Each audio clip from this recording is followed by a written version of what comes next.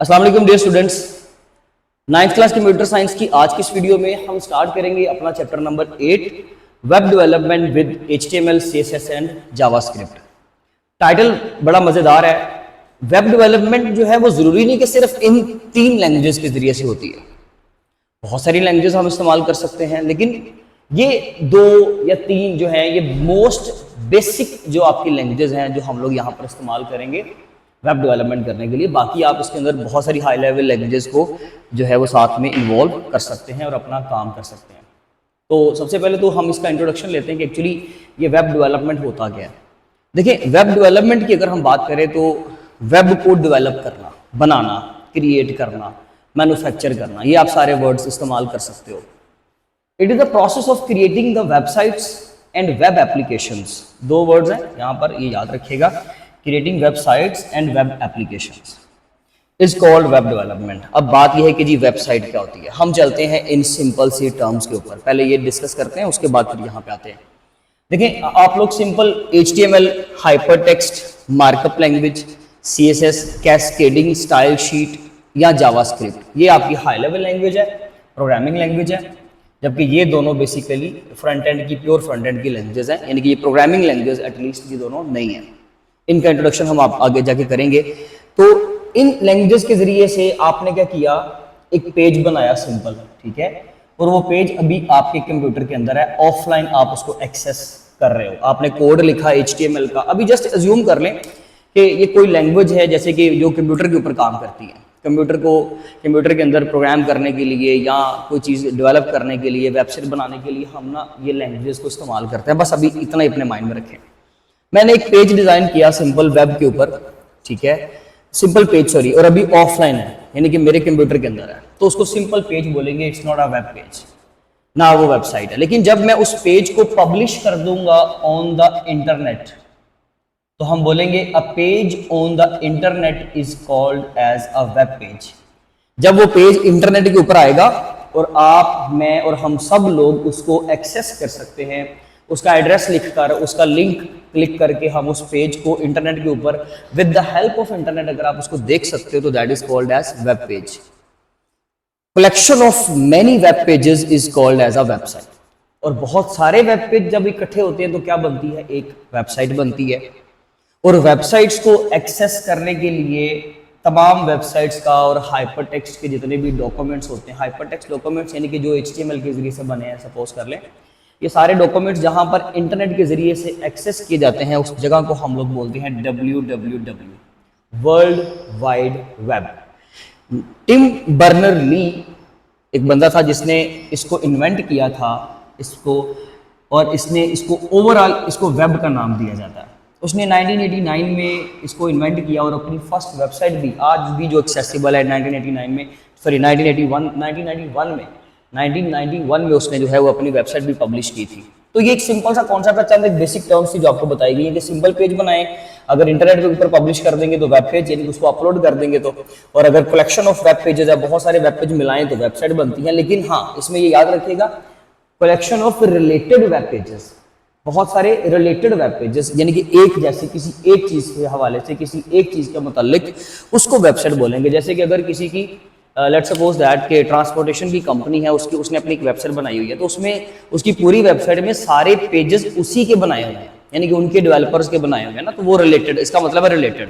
यानी कि एक उनके कॉन्टैक्ट अस का पेज है, एक उनका अबाउट अस का पेज है, एक होम पेज है, इसी तरीके से और भी बहुत सारे पेजेस हैं, तो वो सारे रिलेटेड वेब पेज है, किसी एक चीज को, किसी एक आइडेंटिटी को वो रिप्रेजेंट कर रहे हैं, तो वो इसलिए रिलेटेड का वर्ड यूज किया जाता है। तो ये WWW का कॉन्सेप्ट है, ये बेसिकली सिंपल सी टर्म्स है। अब देखें, process of creating the websites, अब आपको समझ आ गई कि वेबसाइट क्या है। एंड वेब एप्लीकेशन, वेबसाइट जो होती है ना, मोस्ट ऑफ द टाइम ये होती है बेसिकली इसके ऊपर जो डाटा होता है, ये कंटेंट होता है, वो स्टैटिक होता है, ठीक है, स्टैटिक, यानी कि उसमें हमें मोस्टली यूजर से हम इनपुट नहीं लेते। सर क्या मतलब इस बात का? देखें, इस बात का मतलब ये है कि वेबसाइट में आप लोग जो टेक्स्ट इस्तेमाल करते हो, जो आप लोग सिंपल एक वेबसाइट ओपन करें, सिंपल कोई भी www.pakistanarmy.com, ठीक है जी, या लाहौर 22 लाहौर जो है आप उसकी वेबसाइट ओपन कर लें, पंजाब यूनिवर्सिटी की ओपन कर लें, पंजाब कॉलेज की कर लें, तो कोई भी जो वेबसाइट है वहां पर आपको क्या मिलेगा, टेक्स्ट मिलेगा, आपको इमेजेस मिलेंगी, ठीक है। हो सकता है उन्होंने वीडियोस अपलोड की हो, उन्होंने कुछ ऑडियोज अपलोड किए हो, इसी तरीके से उनके ब्लॉग्स लिखे होंगे, ठीक है, आर्टिकल्स लिखे होंगे उनके रिलेटेड सारा, उन्होंने अपनी लोकेशन डाली होगी, वहाँ पर उन्होंने अपना कॉन्टैक्ट का पेज बनाया होगा, अपना कॉन्टैक्ट दिया होगा, उनके रजिस्ट्रेशन करने के जो चार्जेस हैं वो लिखे होंगे, रजिस्ट्रेशन का प्रोसेस लिखा होगा। तो ये सारी चीज़ें कुल मिलाकर, ये सारी चीज़ें आपको एक स्टैटिक लेआउट बनाती हैं जिसको हम वेबसाइट कह सकते हैं। जबकि वेब एप्लीकेशन में क्या होता है कि हम रियल टाइम में यूजर से इनपुट ले सकते हैं। जैसे कि फेसबुक अगर आप कंप्यूटर पे या लैपटॉप पे ओपन करते हैं कि उसकी ऐप है ना, मोबाइल ऐप जो आप मोबाइल में यूज करते हो, नहीं वो नहीं, जो आप लैपटॉप या कंप्यूटर पे ऑन करोगे तो उसको बोलेंगे वेब एप्लीकेशन। उसके ऊपर आप रियल टाइम में डाटा जो है वो एंटर कर सकते हो, लाइक कर सकते हो, कमेंट कर सकते हो, पोस्टिंग कर सकते हो, कम्युनिकेट कर सकते हो। इसी तरीके से हम अगर इसके अलावा बहुत सारी ऐसी आपके पास जो है प्लेटफॉर्म्स है, सोशल मीडिया प्लेटफॉर्म्स हैं, बहुत सारी ऐसी वेबसाइट्स हैं जो यूजर से डाटा करंट टाइम में लेती हैं, उनको हम लोग क्या बोलते हैं, वेब एप्लीकेशंस।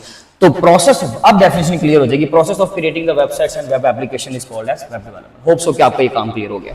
इट मींस, क्योंकि ये देखें जितना डेप्थ में बताया है आपको, अब तकरीबन एटलीस्ट ये होगा कि आप कम से कम ये चीजें भूलेंगे, आपको ये समझ आ जाएगी कि वेब डेवलपमेंट एक्चुअली क्या होता है।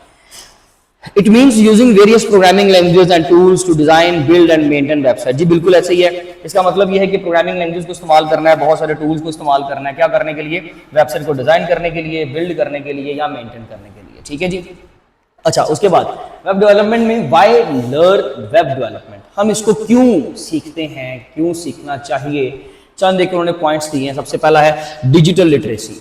देखें, अगर हम बात करें सिंपल अब HTML, CSS और जावास्क्रिप्ट की, एक्चुअली ये होता क्या है। HTML stands for hypertext markup language.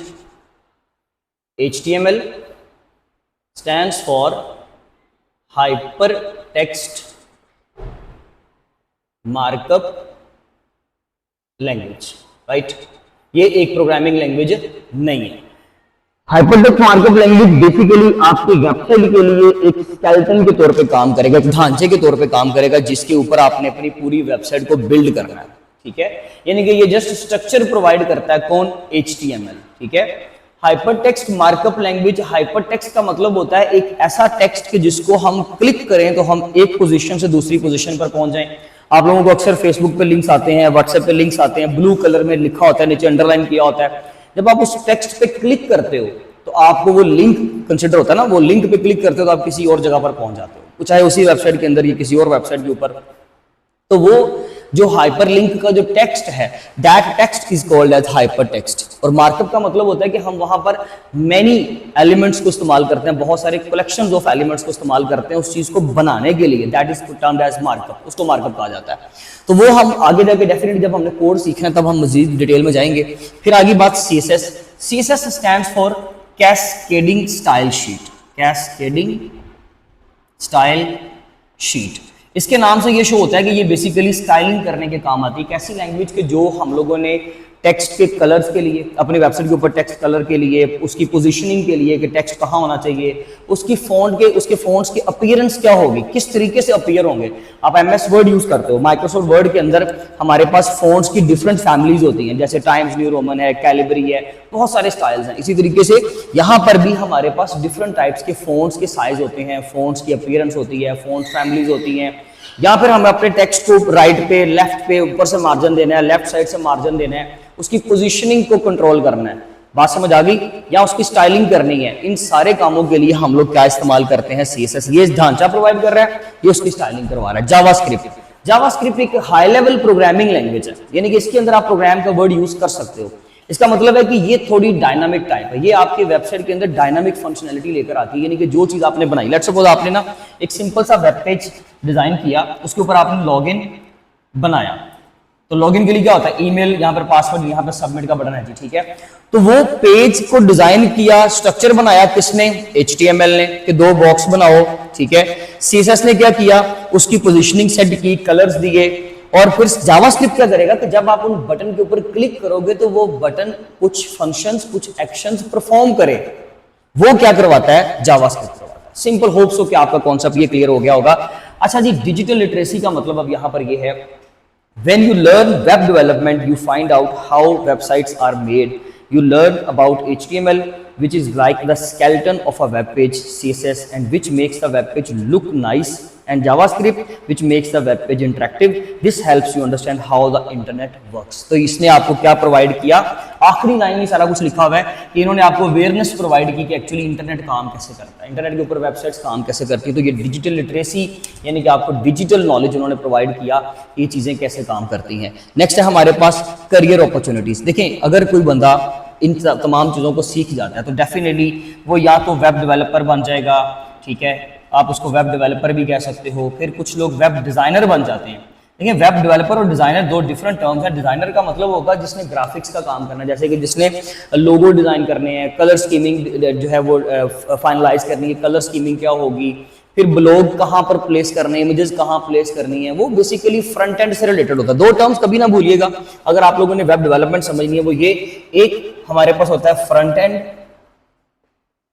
और एक टर्म होती है हमारे पास बैक एंड। देखिए जी, फ्रंट एंड का मतलब होता है क्लाइंट साइड। क्लाइंट साइड का मतलब है जिस साइड पे, लेट्स सपोज आप बैठ के अपना काम कर रहे हो वेब डेवलपमेंट का, तो वो क्लाइंट साइड है। और जब आपकी वेबसाइट बन जाएगी, आप उस वेबसाइट को ऑनलाइन किसी जगह पर प्लेस कर दोगे, जैसे कि उसको होस्ट कर दोगे, यानी कि लोग जहां पर उसको www लिखकर एक्सेस कर पाएंगे ना, तो उसको बोलते हैं कि आपने उसको होस्ट कर दिया। ठीक है, ये सिंपल सी टर्म मैं आपको ग्राउंड लेवल पे जाकर समझा रहा हूं। तो वो बेसिकली जो आप लोग अपने घर में बैठ के अपने लैपटॉप अपने कंप्यूटर पे कर रहे हो, वो फ्रंट एंड है। ठीक है, यानी कि आप समझ लीजिए कि आप लोगों ने वो क्लाइंट साइड है। ठीक है, तो मोस्टली फ्रंट एंड में क्या होता है कि हमारा क्लाइंट साइड का काम होता है, जबकि बैक एंड की जो लैंग्वेज होती है ये फ्रंट एंड की लैंग्वेज है। HTML भी फ्रंट एंड की लैंग्वेज है, CSS भी फ्रंट एंड की लैंग्वेज है, जबकि जावास्क्रिप्ट आप कह सकते हो कि वो फ्रंट एंड का काम भी करवाता है, पेज को इंटरेक्टिव भी बनाता है, और क्लाइंट साइड का काम करने के अलावा साथ में वो क्या करता है, बैकएंड का काम भी करता है। ठीक है, बैकएंड का काम मतलब क्या, सर्वर साइड। सर्वर साइड कौन सी होती है कि जहां पर आपने होस्ट किया है वो वेब सर्वर है, जिस कंप्यूटर के ऊपर आपने वेबसाइट देखी, आपने सिंपल एक वेबसाइट अपने घर में बैठ के बनाई अपने कंप्यूटर पे, जब आप उसको अपलोड कर दोगे इंटरनेट के ऊपर, तो वो किसी और कंप्यूटर पे जाकर एक्सेस होगी, उस कंप्यूटर को हम वेब सर्वर कहते हैं। तो सर्वर साइड की वेबसाइट भी, सर्वर साइड की जो लैंग्वेज है, जैसे कि हमारे पास जावास्क्रिप्ट आप कह सकते हो, तो वो कौन सी साइड होती है, वो खास करके हम उसको बोलते हैं, उसके काम को, उन लैंग्वेज का जो हम काम करते हैं तो उसको बोलते हैं बैकएंड। तो ये दो टर्म्स आपकी बड़ी इंपॉर्टेंट है जो बार बार इस्तेमाल होंगी। देखिए, फ्रंट एंड का काम आता है आपको HTML CSS का, बैकएंड का काम आता है आपको PHP का, लारावेल का, आपको पाइथन का काम आता है, जावा का काम आता है, आपको रूबी ऑन रेल्स का काम आता है। ये सारी लैंग्वेजेस है, हाई लेवल लैंग्वेजेस आपने ये सारी सीखी हैं, सपोज कर रहे हैं। ठीक है, तो आप लोग डेफिनेटली अगर तो कोडिंग का, प्योर कोडिंग का काम करते हो, HTML CSS JavaScript Python Java C, तो फिर आप लोग वेब डेवलपर हो। वैसे कुछ लैंग्वेज जो है वो सॉफ्टवेयर मेकिंग के लिए भी होती है, तो मैंने अक्सर वो भी काउंट करवाई है आपको। और अगर कोई बंदा ग्राफिक्स का काम करता है तो वो वेब डिजाइनर है। तो आप as a web designer, as a web developer, आप किसी भी कंपनी, क्योंकि सारी कंपनीज, ऑलमोस्ट हर ऑर्गेनाइजेशन की आज वेबसाइट है, उनकी एक ऑनलाइन, उनकी एक डिजिटल रिप्रेजेंटेशन है, उनकी एक डिजिटल एग्जिस्टेंस है। तो वो एग्जिस्टेंस के ऊपर काम करने के लिए लोग अपनी वेबसाइट्स के लिए, उनको मैनेज करने के लिए, उनको कंट्रोल करने के लिए, उनके ऊपर डाटा अपलोड करने के लिए हम लोगों को, यानी कि जितने भी डेवलपर्स हैं या डिजाइनर हैं, उनको क्या करते हैं, हायर करते हैं। तो ये एक अच्छी अपॉर्चुनिटी है, करियर अपॉर्चुनिटी है वेब डेवलपमेंट। नंबर 3 पता है प्रॉब्लम सॉल्विंग। डेफिनेटली जब आप लोग किसी वेबसाइट के ऊपर काम कर रहे हो, वेबसाइट काम नहीं कर रही, ठीक से चल नहीं रही, उसके अंदर इश्यूज आएंगे, डेफिनेटली आप उन इश्यूज को रिजॉल्व करोगे तो आपके अंदर एक स्ट्रेटजी, एक स्किल आ जाएगी, that is called as problem solving. आपके अंदर प्रॉब्लम सॉल्विंग की स्किल आ जाएगी, आप प्रॉब्लम को सोल्व कर सकते हो कि वेबसाइट काम क्यों नहीं कर रही, क्या इशू है, and how to fix that particular issue, उसको कैसे हम लोगों ने रिजॉल्व करना है। नंबर 4 पे आता है क्रिएटिविटी। लेट्स सपोज आप अपनी एक वेबसाइट बनाते हो, तो भाई उस वेबसाइट के अंदर कलर स्कीमिंग कौन सी इस्तेमाल करनी है, कौन से कलर्स हम लोगों को यूज करने चाहिए, मेन्यू कहाँ इस्तेमाल होना चाहिए, ठीक है, how many number of pages, कितने नंबर ऑफ पेजेस हैं हमारे पास। इसी तरीके से आप लोग जो है वो फर्दर लोगों के ऊपर काम करोगे, मुख्तलिफ चीज़ों के ऊपर जब बंदा काम करता है तो क्रिएटिविटी आती है। डेफिनेटली आप एक क्रिएटिव पर्सन बन जाओगे। कैसे? जब आप इन तमाम चीज़ों के ऊपर खुद से काम करोगे, आपको समझ आएगी कि मैंने लोगों को एक अच्छा यूजर इंटरफेस देना है, एक अच्छा यूजर एक्सपीरियंस देना है, ठीक है, ताकि लोग उसको अच्छे तरीके से इस्तेमाल कर सके, यूजर इंटरफेस या यूजर एक्सपीरियंस। ताकि कोई भी अक्सर वेबसाइट ऐसी होती है कि जिनको इस्तेमाल करके हमें डेफिनेटली हमें जो है वो प्लेयर मिलता है। मीन टू से दैट कि हम लोग जब किसी बटन पे क्लिक करते हैं तो वो बड़ा एफिशिएंटली काम करता है, उसके मेन्यूज, उसके पॉपअप्स वो बड़े अच्छे तरीके से स्क्रीन को अपीयर करते हैं, बड़े ज़बरदस्त राइटिंग में लिखा होता है, दूर से बैठ के बंदा डिस्टेंस जो है वो रीडिंग कर सकता है। इस तरीके से वो सारी चीज़ें हम लोगों को जो है वो अच्छी इंटरेक्शन जब प्रोवाइड करती है तो हम उस चीज़ के अंदर और ज़्यादा इन्वॉल्व हो जाते हैं। जबकि इसी तरीके से यूजर एक्सपीरियंस, आपको यूजर एक्सपीरियंस बढ़ता है, ऐसी चीज़ें जो है वो आपके अंदर क्या करती हैं, पैदा क्रिएटिविटी। डेफिनेटली वो किसी क्रिएटिव आदमी ने बनाया हुआ है। कुछ वेबसाइट ऐसी होती है कि जिनको इस्तेमाल करने की समझ ही नहीं आ रही होती, कि यार मेन्यू कहाँ पे है, मुझे फलां पेज ढूंढना है, वो कहाँ पे मिलेगा, सर्च का बटन नहीं लगा हुआ, आप कुछ चीज़ सर्च नहीं कर पा रहे, आपको मेन्यू एक्सप्लोर करना है, आपको कुछ समझ नहीं आ रही, आप एक बटन क्लिक करते हो किसी रॉन्ग पेज पे चले जाते हो, वहां से फिर वापस आते हो होम पेज पे आ जाते हो, आपको कुछ समझ ही नहीं आ रहा कि मैंने चीज़ को इस्तेमाल कैसे करना। तो उसका मतलब है कि एक अच्छा यूजर एक्सपीरियंस नहीं रहा। क्यों? क्योंकि उसका यूजर इंटरफेस जो था, उसकी जो स्क्रीन थी, उसके ऊपर जो काम किया हुआ वो किसी अच्छे तरीके से नहीं किया हुआ, यानी कि किसी क्रिएटिव पर्सन ने नहीं किया हुआ। तो ये क्रिएटिविटी सिखाता है हमें वेब डेवलपमेंट, एंटरप्रेन्योरशिप। आप अपना खुद का बिजनेस चला सकते हो भाई, आप ऑनलाइन कोई भी अपनी वेबसाइट बना सकते हो, ऑनलाइन सर्विसेज दे सकते हो, आप जो है इवन यही फ्रीलांसिंग का काम आप कर सकते हो, या आप अपना बिजनेस बिल्ड कर सकते हो। जैसे कि आप क्राफ्ट्स का काम जानते हो, जो आपकी बुक पे एग्जांपल है, वो कहता है आप क्राफ्ट्स का काम जानते हो, आप आर्ट वर्क जानते हो, आप कोई पर्टिकुलर सर्विस आप देना जानते हो, तो आप उस चीज की वेबसाइट बनाओ, उसकी पब्लिसिटी करो, उसको एडवर्टाइज करो, और उस चीज का क्या करो, काम करो, खुद बिजनेस करो उस चीज का। जैसे कि लेट्स सपोज मैं मार्केट्स बनाता हूँ, मैं ये प्रोडक्ट बनाता हूँ, तो मैं इस प्रोडक्ट के लिए प्रॉपरली क्या करता हूँ, ब्लॉग्स लिखता हूँ, आर्टिकल्स लिखता हूँ, ठीक है। इसके अलावा इसकी जबरदस्त किस्म की पिक्चर्स लेकर उन पिक्चर्स को अच्छे तरीके से एडिट करके उसको अपलोड करता हूँ, फ्रंट एंड का काम भी करता हूँ, बैक एंड का काम भी करता हूँ, यानी कि लोगों के अकाउंट उसके ऊपर रजिस्टर भी हो सकते हैं, यानी कि उसके साथ मैं डाटाबेस को भी लिंक कर देता हूँ, यानी कि लोग अपना डाटा भी वहां पर सेव कर सकते हैं। ये सारा काम मैं करता हूं। तो डेफिनेटली जैसे जैसे मैं एडवर्टाइज करूंगा अपने इस प्रोडक्ट को, तो ये मेरी प्रोडक्ट क्या होना शुरू हो जाएगी, सेल होना शुरू हो जाएगी, डेफिनेटली मैं पैसे कमा सकूंगा। तो ये बेसिकली एक अच्छी अपॉर्चुनिटी होती है, यानी कि ये भी एक अच्छा काम है एंटरप्रेन्योरशिप, कि आप उस काम को अपने बिजनेस के तौर पे लेके चले। क्योंकि बेसिकली एंटरप्रेन्योरशिप किसको बोलते हैं, ये process of creating and managing your own business, उसको एंटरप्रेन्योर कहते हैं ना, जो बंदा बिजनेस का काम करता है। तो ऑनलाइन हम इस चीज को भी साथ में परसू कर सकते हैं। होप सो कि आपका टॉपिक क्लियर होगा। आप इसकी जो है वो स्क्रीनशॉट इसका ले सकते हैं ताकि सारे पॉइंट्स आपको मिल जाएं। इंशाल्लाह मिलेंगे अपनी नेक्स्ट वीडियो में, तब तक अपना बहुत ज्यादा ख्याल रखें। Thank you so much, Allah Hafiz.